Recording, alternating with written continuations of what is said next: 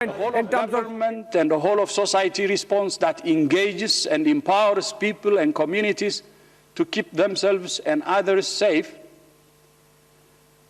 The commitment and capacity to find, isolate, test, and care for every case and trace and quarantine every contact, and special attention to vulnerable groups like people living in nursing homes, refugee camps, prisons, and detention centers.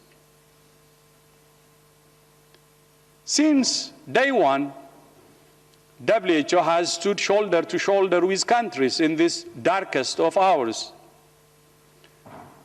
WHO sounded the alarm early, and we sounded it often.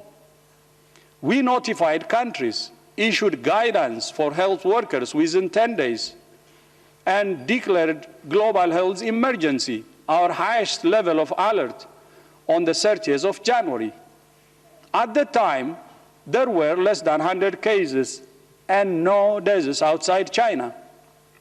We have provided technical guidance and strategic advice based on the latest science and experience. We have supported countries to adapt and implement that guidance.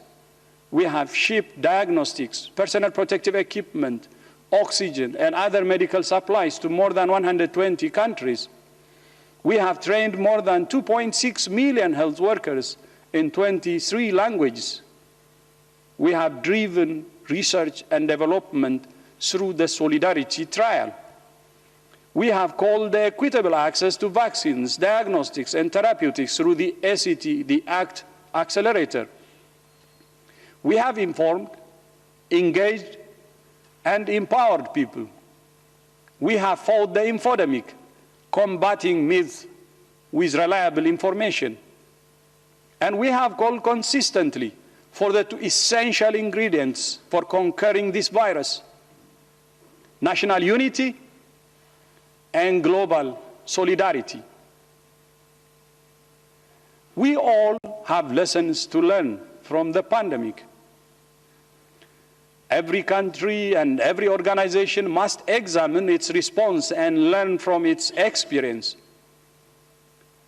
WHO is committed to transparency, accountability, and continuous improvement. For us, change is a constant. In fact, the existing independent accountability mechanisms are already in operation since the pandemic started. The Independent Oversight Advisory Committee has today published its first report on the pandemic, with several recommendations for both the Secretariat and Member States. In that spirit, we welcome the proposed resolution before this Assembly, which calls for a stepwise process of impartial, independent, and comprehensive evaluation.